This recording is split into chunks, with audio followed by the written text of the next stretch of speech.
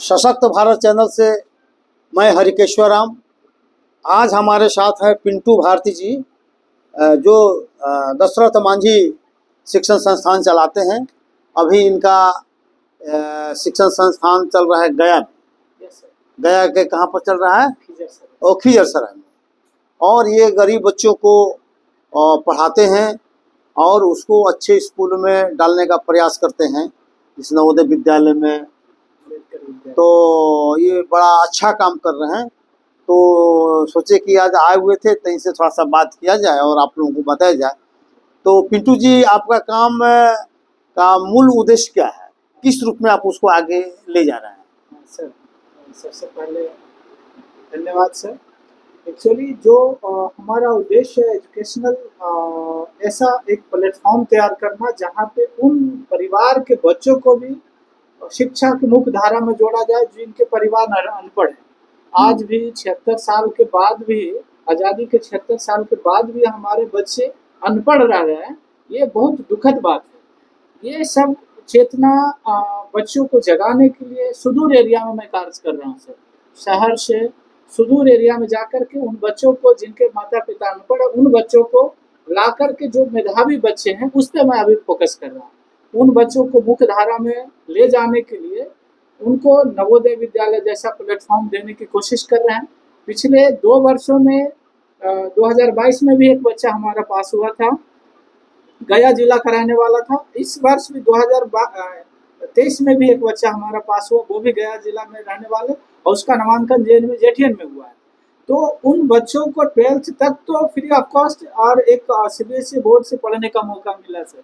जो गांव में रह रहे थे बच्चे, अब उनके बच्चे इंग्लिश मीडियम में पढ़ेंगे। तो इसी तरह से जो छूटे हुए बच्चे हैं वो अपॉर्चुनिटी के अभाव में, उनको अपॉर्चुनिटी नहीं मिलने के अभाव में वो छूट जाते हैं, शिक्षा से वंचित रहते हैं। उन बच्चों को लाने की एक मुहिम है हमारा।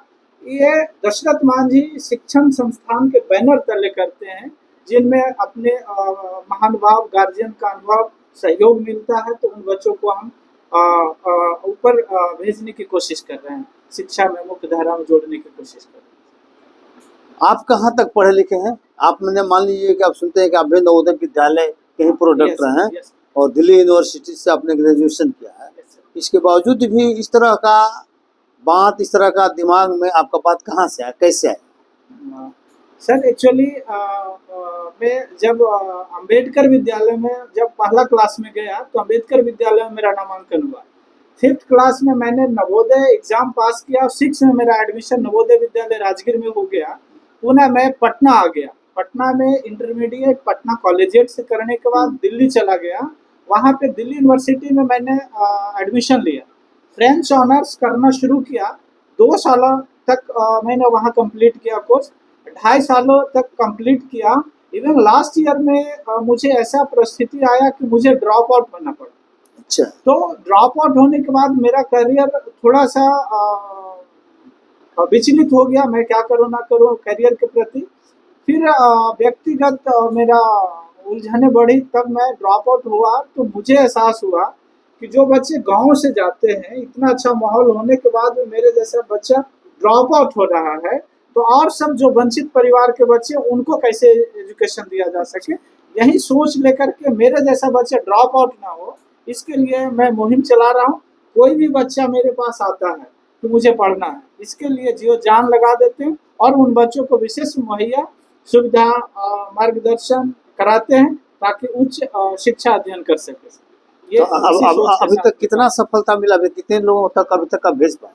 अभी तक हमारे 18 बच्चे ऐसे हैं जो पटना में आके अध्ययन कर रहे हैं, जिनको मैंने गांव से लाया। जो इटखोला पर जाता था, ईंटा बनाता था, वो बच्चों को हम लोगों ने अभी तक पटना में रह करके पढ़ा रहे हैं।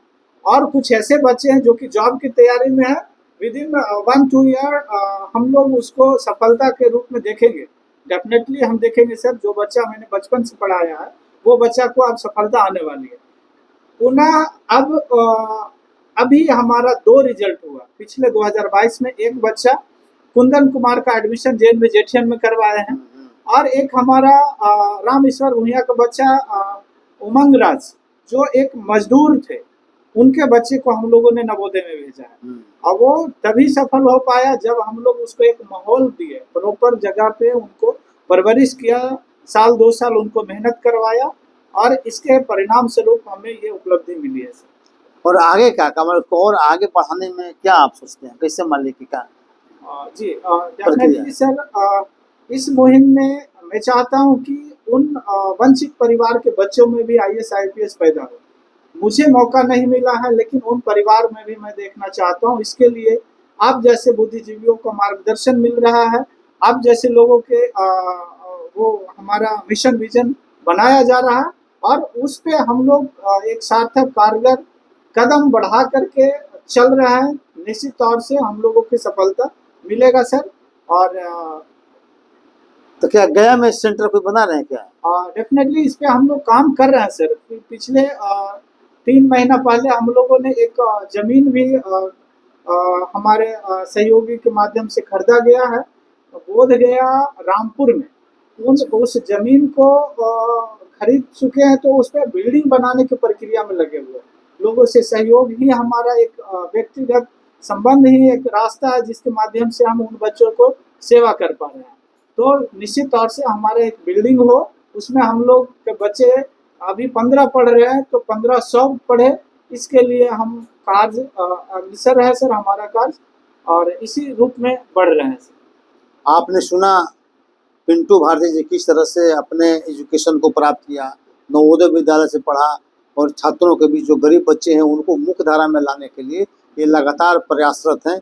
इनका हम लोग बहुत आशा भरी निगाहों से देखते हैं और इनका जो प्रयास है बहुत सराहनीय है और उम्मीद है कि आगे बढ़ें और भी बच्चों को सुविधा दें और अपने मुहिम में अपने मुकाम में सफल हों।